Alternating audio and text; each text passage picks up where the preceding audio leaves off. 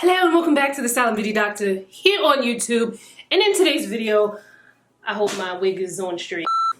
Hello and welcome back to the Silent Beauty Doctor here on YouTube. And in today's video, we're doing something that I'm doing for the first time ever. So keep watching.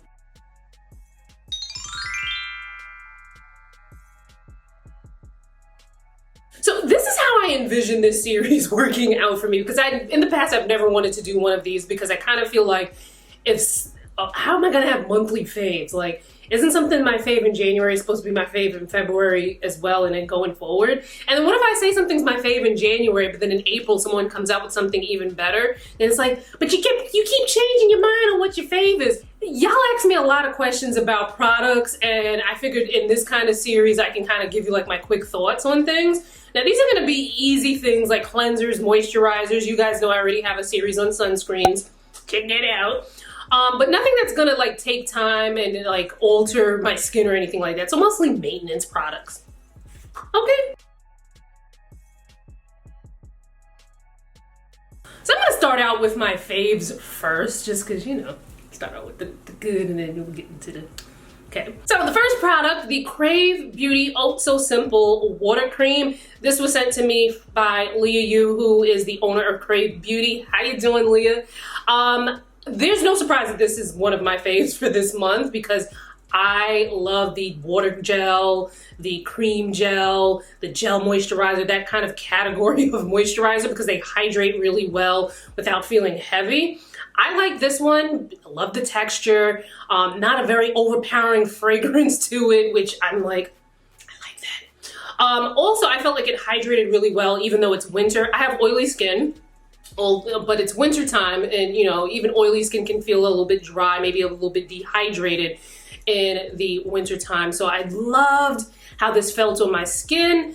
It hasn't gotten very, very cold here, and if it has, I haven't been outside to experience it, but I can see this moisturizer being something that might actually work for me as it gets warmer outside as well. So one of my faves. Next up, the Inkey List Succinic Acid Acne Treatment.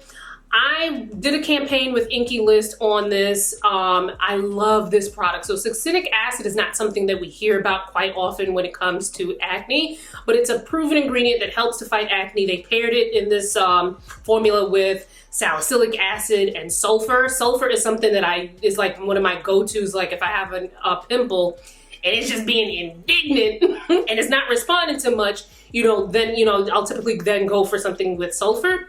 Now, why I wouldn't just go straight to the sulfur is that sulfur can be extremely drying. Like, you get the pimple down, but then it's like, now I'm all flaked up. So anyway, so the Inkey List Succinic Acid Acne Treatment combines the succinic acid, salicylic acid, which is gonna help to exfoliate the pores so that you're not getting like dead skin cells trapped and going into the pore and just mixing in with the gunk. And then sulfur helps to kind of just like combat it, like give it like a whole 1-2 punch.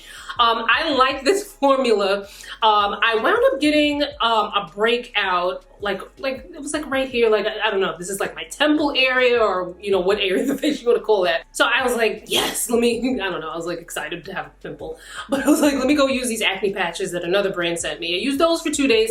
It didn't really do anything to bring the pimple down. So I was just like, okay, the acne patch wasn't really my thing. Like, I don't really want to be walking around all day with it. It was a cute little patch thing. I don't really feel like walking around all day with this, and I don't really have the patience. So by then, the Inkey List package with like some products and the succinic acid treatment came in. I'm like, all right, good, perfect timing.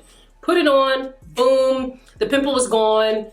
Took maybe about a day, day and a half, maybe 2 days for it to like subside. What I like about this treatment, it's not drying. It's only $8.99, so it's like drugstore pricing. But then you can get it at Sephora.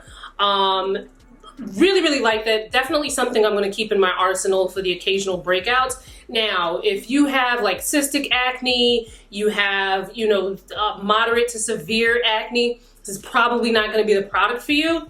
For that, I would definitely make sure you check out our videos with the acne expert to get some information because she's really knowledgeable. I mean, she is the acne expert, so make sure you check out those videos. Another product that I liked also happened to be Inkey List. Their Salicylic Acid Cleanser. Now, the Inkey List, one thing that's great about them is that they're affordable. You're looking at like drugstore prices. The only thing is that I wonder if they're gonna come out with bigger sizes of some of the products. Because like for instance, I tried their retinol. Their retinol is maybe like $6 or $7. And I like the retinol, but it's like an itty bitty container. So I do wonder if they're gonna come out with bigger sizes down the line. Well, look at Inkey List coming through with the double the size Salicylic Acid Cleanser.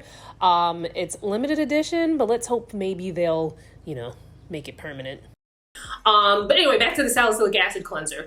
The sun is forcing me to move around, y'all. I mean, I film when I can. You know, these are the breaks. And hopefully my sparkling personality is enough to keep you on here so that you're not like freaked out about me moving a couple of inches away.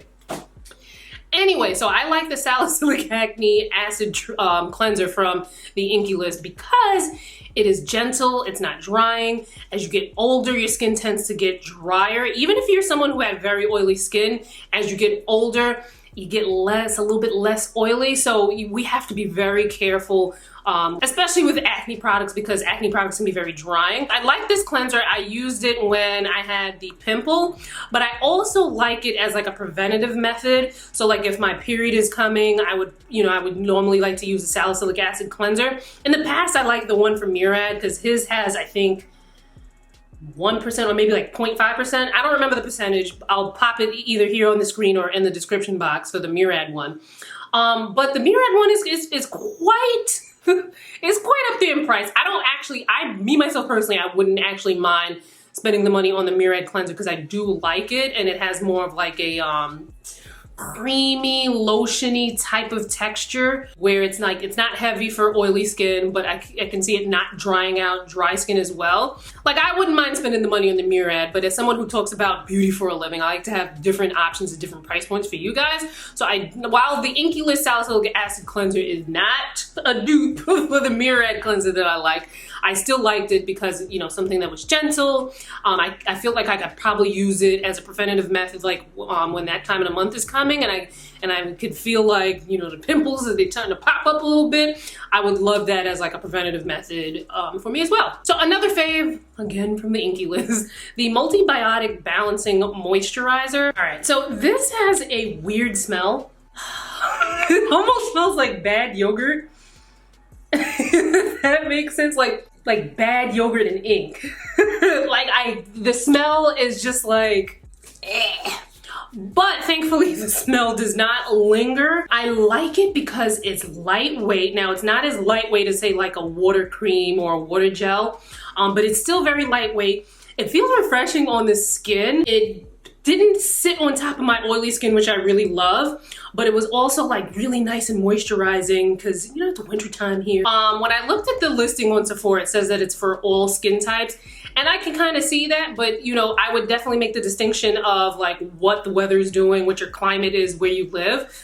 Because if you have dry skin and it's like, I don't know, if you're in like Alaska or something, or somewhere really far up north, this probably is not enough for you. And then if you have oily skin, and if you're someplace like in the Caribbean, or it's summertime in New York, or in DC, that DC DMV area, their summers are so humid. I thought it was humid here in New York until I went to DC in the summertime, and I was just like, wow, how do y'all deal? But I can see it being too heavy if you have oily skin, like in that type of environment. So just keep that in mind. But it has some brightening properties. I wouldn't rely on this as like the sole thing to help you with in your routine for brightening. You know, obviously you want to make sure that you have like serums and other or whatever treatment products you have to address that. But it's a nice moisturizer to look at if you're looking for something that's going to be effective, but also not be expensive. So one of my faves for January. All right, so this part of the video is where things were kind of like just in the middle. Like they weren't like a fave, but then they also weren't a fail either, just in the middle. So the Neutrogena cleansing balm, I was like, okay, ooh, Neutrogena just came out with these cleansing balms. I asked them to send some over. They did, along with some other products, some sunscreens that I reviewed, so make sure you check that out. I was like, okay, good. I wanted to try this because I like having cleansing balm or cleansing oil options to talk about that are at different price points, because some of my faves are a little, you know, a little up there. Now, double cleansing is something that you would only need to do if you're wearing makeup, or sometimes some of the mineral sunscreens can leave a film on the skin that's a little harder to remove with just a single cleanse. Not everybody's gonna need to double cleanse. It's not something that you need to do every time you cleanse your skin, because actually that can wind up being quite troublesome for some skin types. Like, I know if I double cleanse, I don't wear makeup every day, but if I double cleanse every day anyway, my skin would be like, nah, B. But anyway, so I tried the Neutrogena cleansing balm. Now, it does what it's supposed to do. It does remove your makeup, but what I didn't like was the way that it, well, not the way it lathered, but probably the way it didn't lather. Now, I was trying to look at the ingredients and see like if there were certain surfactants that this has that my other cleansing oil doesn't have, or vice versa. But I ain't gonna lie to y'all, I got sidetracked and wound up doing something else. But there is definitely something different about this cleansing balm that I didn't love. Now, the thing is, you are gonna go in and do a second cleanse after you use something like this. So you're gonna use like your regular gel cleanser or your cream cleanser right after it. So you're gonna be rinsing it off anyway. But for me, it was that feeling in between that I didn't love. I didn't love that experience. And sometimes if you don't love the experience of a product, it's just like, eh. But it does what it says it's going to do. It's just that for me, it was the experience. I didn't like it. But hey, that's just a personal thing. You might actually wind up liking it. So, you know, go take with that with what you will. So another product that was in the middle, and it's funny because this was actually a fave of mine, but I put it in the middle because I was like, I don't need that. So it's the Dr. Zenovia Skincare Bakuchiol Hydrating Cleanser. It's $42, and that's why I kind of put it in the middle, because I was like, but here's the thing. I actually really liked this cleanser. It's a great, whereas I didn't have a great experience with the Neutrogena cleansing balm, like I didn't have that like feel, that texture that I loved. I actually did have a good experience with this Bakuchiol cleanser though. So let's talk about a couple of things. First, let's talk about what's in it. Now, people love Bakuchiol because, now although Bakuchiol is not retinol, it's not a retinoid, it's not nothing, and for the breakdown on retinoids, retinol, and all this stuff, make sure you check out my 101 video.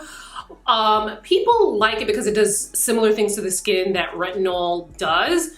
But there are people who can't use retinol for whatever reason. Maybe it's an irritation to it, maybe, you know, a stage of life, they're pregnant or they're breastfeeding. Typically, your doctor will tell you to steer clear of retinol, retinoid, as well as some other things that you would normally be okay using if you weren't pregnant or breastfeeding. So anyway, this one was interesting to me because sometimes you do see vitamin A, you know, retinol and Bakuchiol together in a formula. But beyond that, I loved the experience with this cleanser. It's gentle. It doesn't leave the skin feeling stripped. Your cleanser should not leave your skin feeling stripped and dry after you're using it. If that's happening, you might be using the wrong cleanser. Now, another thing where I was kind of like, girl, you know, now this was sent to me in PR. I didn't pay the money for it, but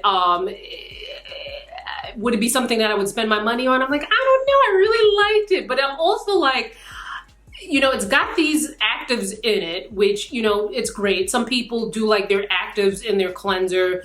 Some people may leave the cleanser on for a few seconds, up to a minute, and then rinse it off, because some people have certain sensitivities and they'd rather get their actives that way. Yeah, I'd rather just a simple, gentle cleanser that works well. Sometimes I like a little frilly frill. Like, I would consider this like frilly frill for my routine because it's not necessary, but I actually loved it. So it's just like, that's why it's in the middle, because it's like, Another one that was like just in the middle for me, and I gotta read the name here, the Biossance Squalene and Omega Repair Cream. This is another gel cream, but this is one, like earlier I was talking about there's gel creams for dry skin. This is one of them gel creams for dry skin. I love the texture on this. It feels really, really good. But the thing with the with this particular formula is that even though it's like I tried it on one of the coldest days we've had. It hasn't been as cold as I feel like it can get in New York during the winter time. But I tried it on a very particularly cold day, and it still felt like it was a little bit too much for me. So this is more of like a this was not made for me kind of product. They do have a lighter version of it that I would say that's more suited towards oily skin in the Biossance brand. So that was just like, just in the middle. Now, there were a lot of fails this month, but most of those are in my last Korean mineral sunscreen videos. Make sure you check that out. Henriksen came out with the Lemonade Smoothing Scrub. And when I opened the PR package, because I like Henriksen, I don't like every single product, but I like the brand, right? I opened it up, I was like, oh no, baby, what is you doing? So I opened it up and I'm like, oh no, a scrub. Why are they coming out with a scrub? Now here's the thing, right? There are people who scrubs work amazing in their routine. And then there are those of us who are like, no thanks. But the thing with this scrub was it also came with some, like I got it in PR, and it also came with some body, like a body brush. So I'm like, okay, I'll use it on my body. Here's the thing, I like scrubs for my body, not so much for my face. I felt like this was a little too rough for my skin, but again, everyone's skin is different. So, you know, you might get this and be like, oh my God, this is the best thing since sliced bread. For me, I'm like, don't want it on my face.